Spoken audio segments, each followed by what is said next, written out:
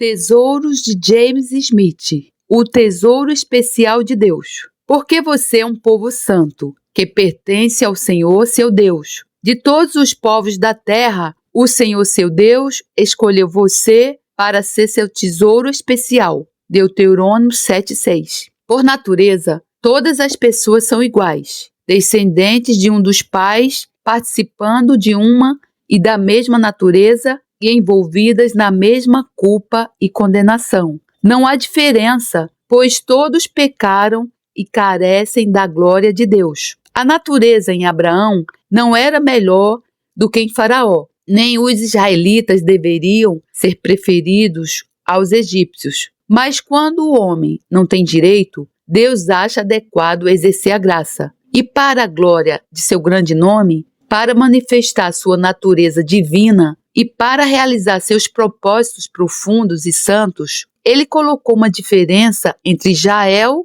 e os egípcios. Por isso Moisés lhes disse: o Senhor, seu Deus, escolheu você para ser seu próprio tesouro especial. Deuteronômio 7:6. Portanto, o povo deveria habitar sozinho e não ser contado entre as nações. Mas Israel, segundo a carne, é apenas um tipo do Israel verdadeiro ou espiritual. O povo que Deus escolheu em seu Filho para desfrutar da salvação e participar da glória eterna. As palavras são, se possível, mais aplicáveis a eles do que aqueles de quem foram originalmente ditas. Observe o design. Deus pretendia que eles fossem seus, particularmente um povo especial para si mesmo. Como ele disse pelo profeta: este povo eu formei para mim. Eles devem produzir o meu louvor. Ele os preza muito. Sim, é impossível dizer o quanto ele os preza. Essas são palavras maravilhosas, porque o Senhor escolheu Jacó para si e Israel para seu próprio tesouro especial. O pastor prezava seu rebanho? Deus chama seu povo de seu rebanho, seu lindo rebanho. O avarento preza sua riqueza? Deus diz sobre o seu povo: vocês serão um tesouro especial para mim dentre todos os povos, porque toda a terra é minha. O príncipe preza suas joias? Deus diz sobre seu povo: eles serão meus naquele dia quando eu fizer minhas joias. O noivo preza sua amada e caramente comprada noiva? Está escrito: assim como o noivo se alegra com a noiva, assim teu Deus se alegrará contigo. O monarca reinante preza sua coroa? Deus disse: você será uma coroa de glória na mão do Senhor e um diadema real na mão do seu Deus. Que amor maravilhoso! Tais expressões são como essas representam quão precioso o povo do Senhor deve ser para ele. Verdadeiramente, eles são seu tesouro especial. Deus os escolheu para serem especiais para si mesmo. Ele os escolheu dentre outros. Ele os escolheu em preferência aos outros. Ele os escolheu para trazê-los para perto de si mesmo, para que eles o conheçam. E pelas formas mais maravilhosas, ele os traz ao conhecimento de si mesmo, como ele é revelado em Jesus. Ele os escolheu para que pudessem precisar dele, e tanto precisam dele que não conseguem viver sem ele. Portanto, eles são levados a sentir sua necessidade de sua graça, sabedoria, força e presença. Nem podem ser supridos de nenhuma outra fonte ou ser felizes, mas somente quando percebem sua presença e seu amor. Isso mostra que ele os escolheu para que pudessem desfrutar de sua presença e estar para sempre com ele. Seu tabernáculo foi erguido no meio do povo típico, e o símbolo de sua presença estava sempre com ele. Sua presença espiritual está sempre com seu povo espiritual, e ele logo os reunirá todos em sua gloriosa presença, e os terá perto de si para sempre. Ele os escolheu dentre outros de propósito para que eles pudessem ser um povo especial para si mesmo. E ao fazer isso, ele ungiu livremente, não foi por conta de algo que ele viu neles, ou por conta de algo que ele esperava deles, mas no exercício de sua mais livre e santa soberania. Ele os escolheu para participar da glória de seu Filho. Ao escolhê-los, ele agiu também deliberadamente. Não foi uma escolha precipitada. Seus pensamentos estavam eternamente cheios deles. Seu coração estava eternamente posto neles. Portanto, ele os escolheu em Cristo antes da fundação do mundo, antes de suas obras antigas. Ao escolhê-los, ele agiu sabedoramente, como ele realmente desejava tê-los, pois cada um deles está pronto para confessar que se Deus não os tivesse escolhido, eles nunca o teriam escolhido. A natureza regula a escolha, e como nossa natureza é carnal e impura, nunca teríamos escolhido Deus, que é espiritual e santo. Sua escolha foi apenas uma expressão inicial de seu amor. O amor que os escolheu faria qualquer coisa por eles e daria qualquer coisa a eles. Portanto, Deus não poupou seu próprio Filho, mas o entregou por todos eles, e ao fazê-lo, deu-lhes a garantia de que ele também lhes daria livremente todas as coisas em Cristo. Oh, maravilhas expressas no amor eletivo! Este ato de escolher tais criaturas como nós para sermos um povo especial para si mesmo demonstra tamanha graça, tamanha condescendência, tamanha sabedoria e amor infinitos. Parece dizer, o Senhor precisa de você. E, de fato, se Ele deve exibir todas as perfeições gloriosas de sua natureza, se Ele deve comunicar sua plenitude infinita às criaturas, se Ele deve aparecer como Deus, da maneira mais maravilhosa e surpreendente, Ele precisa de nós.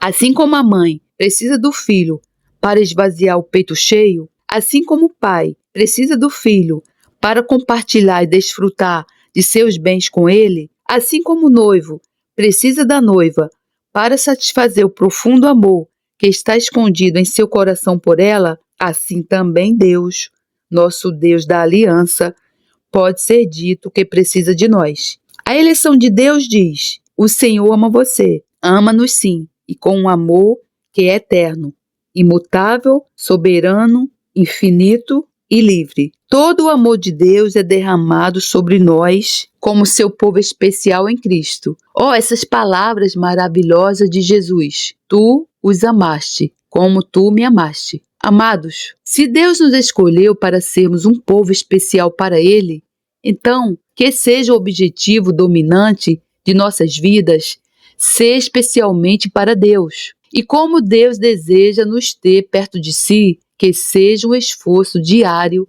chegar perto dele e se manter perto dele. Amor redentor. Ele se entregou por nós, para nos remir de toda iniquidade e purificar para si um povo seu especial, zeloso de boas obras. Tito 2,14. O primeiro e o segundo advento de Cristo são frequentemente apresentados junto ao nosso conhecimento no Novo Testamento. O primeiro às vezes introduz o último e às vezes o inverso. Ao escrever a Tito, a semente do apóstolo foi levada pelo Espírito inspirador para a segunda vinda do Senhor, e ele fala dela como a esperança abençoada da Igreja de Deus, pela qual os crentes estavam olhando e ansiando. Então, ele traz à tona o fim e o desígnio do primeiro advento e diz: o qual se deu a si mesmo por nós, para nos remir de toda iniquidade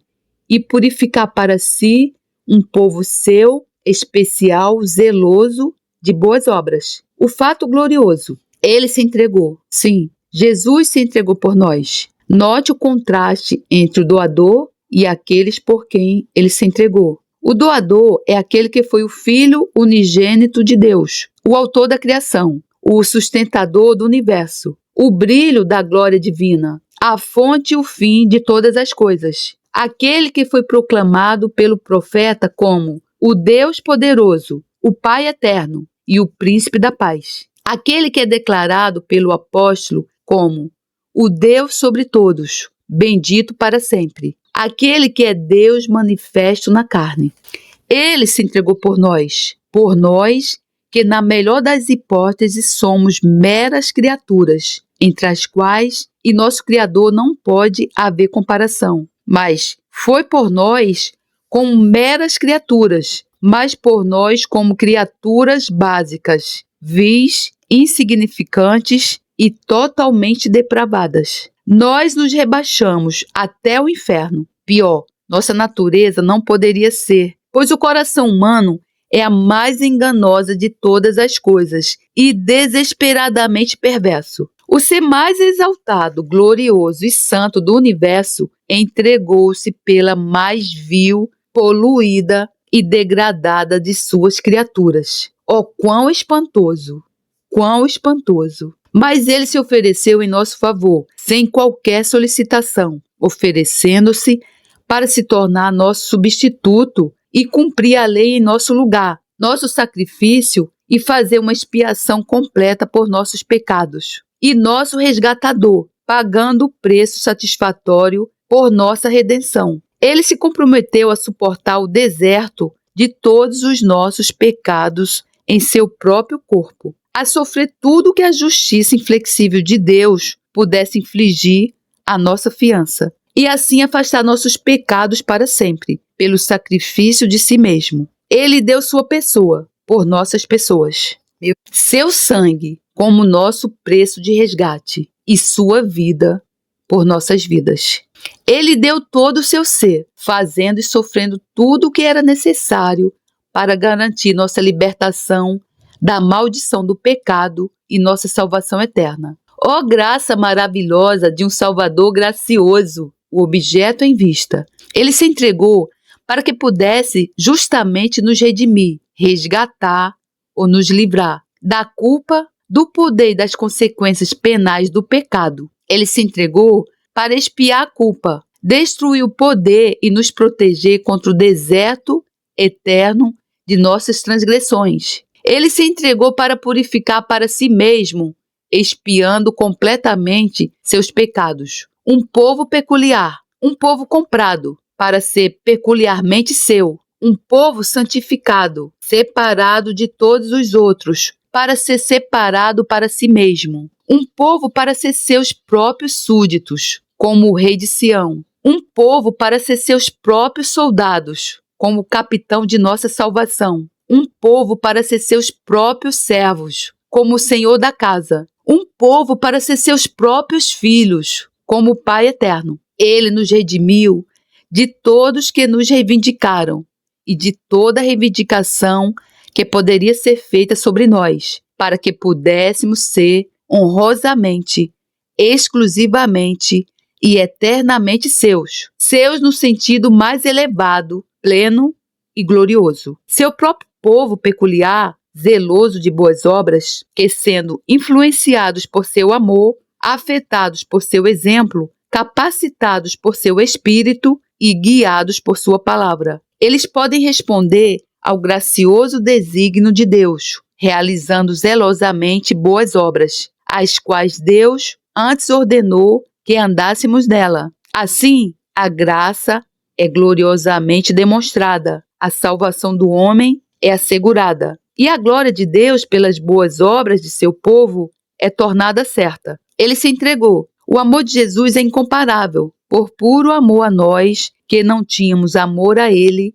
nem nunca teríamos, se não fosse por Ele nos amar primeiro. Ele deu não apenas seu tempo, seu trabalho, sua riqueza, mas a si mesmo. Ele deu sua pessoa inteira, como Deus homem, o Jeová encarnado. Ele se entregou. Isso era mais do que como se ele tivesse dado 1000 mundos, pois estes ele poderia criar com uma palavra. Ele se entregou, e não apenas para viver por nós, ou trabalhar por nós, mas até mesmo para morrer por nós. Ele se entregou, e nem mesmo para morrer de uma morte fácil e honrosa, mas a morte mais dolorosa e vergonhosa que o homem já inventou, ou a criatura já sofreu. Ó amor maravilhoso! Ó Jesus! Nunca, nunca houve amor como o teu. Note o objetivo especial que Jesus tinha em vista, para que ele pudesse nos redimir por um preço que ninguém além dele poderia pagar, para que ele pudesse satisfazer todas as exigências da lei e da justiça,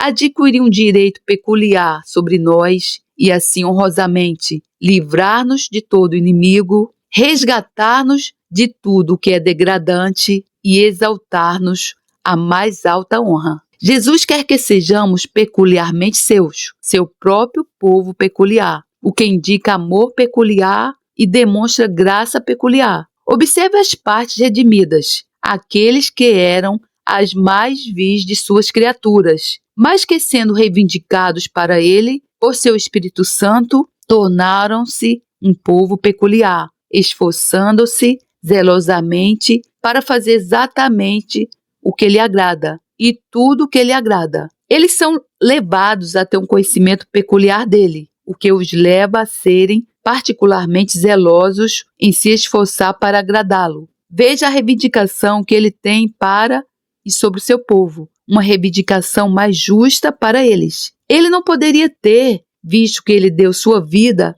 seu tudo, para possuí-los. Uma reivindicação maior ele não poderia ter sobre eles, visto que ele os redimiu da morte, os resgatou do inferno e os comprou para torná-los santos, honrados e felizes para sempre. Observe então o que ele espera deles. Ele espera obediência zelosa. Ele espera que sua palavra seja estudada, que sua vontade seja consultada e que sua honra seja buscada em tudo o que eles pensam, falam ou fazem. Ele espera que eles se abstenham de todo o pecado. O pecado os colocou em perigo. O pecado os tornou necessário que ele sofresse, sangrasse e morresse por eles. O pecado entristeceu seu amor, feriu seu coração e desonrou seu nome. Portanto, ele exige que eles evitem o pecado, se abstenham do pecado e odeiem o pecado. Leitor, o que você pensa de Jesus? Como você se sente em relação a ele? O que você acha do seu amor maravilhoso? Que efeito isso tem sobre você? Qual é a sua visão do pecado, de todo o pecado? Como você se sente em relação ao pecado? O que você pensa sobre boas obras? Você está se esforçando zelosamente para realizá-los? E por que, querido Salvador? Diga-me por quê. Você assim sofreria, sangraria e morreria. Que motivo poderoso você poderia mover? O motivo é claro, era tudo por amor. Por amor de quem? De pecadores vis, um rebanho endurecido, uma raça rebelde, que zombou e pisoteou seu sangue e brincou com as feridas de Deus. Eles o pregaram na árvore amaldiçoada. Eles fizeram isso com meus irmãos e nós também. O soldado perfurou seu lado, é verdade, mas nós o perfuramos de ponta a ponta.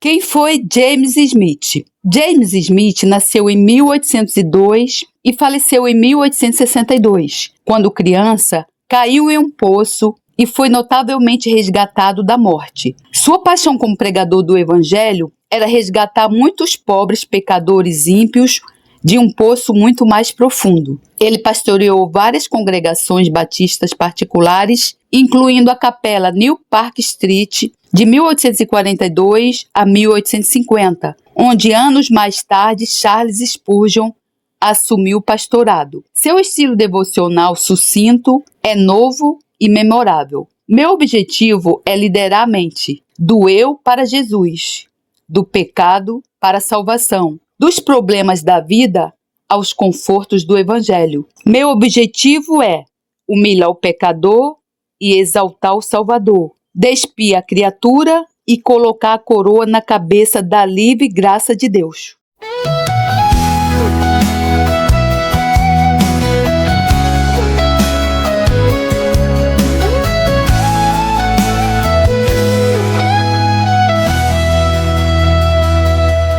Divino companheiro no caminho, tua presença sinto logo ao transitar. Vindo dissipaste todas as sombras, já tenho luz, a luz bendita do amor. Fica, Senhor, já se faz tarde, tens meu coração para pousar. Faz em mim morada permanente. Fica, Senhor, meu Salvador. A sombra da noite se aproxima e nela o tentador vai chegar. Não me deixe só no caminho. Ajuda-me até chegar. Fica, Senhor, já se faz tarde. Tens meu coração para pousar. Faz em mim morada permanente. Fica, Senhor. Fica, Senhor, já se faz tarde. Tens meu coração para pousar. Faz em mim morada permanente. Fica, Senhor. Fica, Senhor, já se faz tarde. Tens meu coração para pousar. Faz em mim morada permanente. Fica, Senhor. Fica, Senhor, meu sol aproxima e nela o tentador vai chegar. Não me deixe só no caminho. Ajuda-me. Fica, Senhor, já se faz tarde. Tens meu coração para pousar. Faz em mim morada permanente. Fica, Senhor. Divino companheiro no caminho, tua presença sinto logo ao transitar. Vindo dissipaste todas as sombras. Já tenho luz, a luz bendita do amor. Fica, Senhor, já se faz tarde. Tens meu coração para pousar. Faz em mim morada permanente. Fica, Senhor.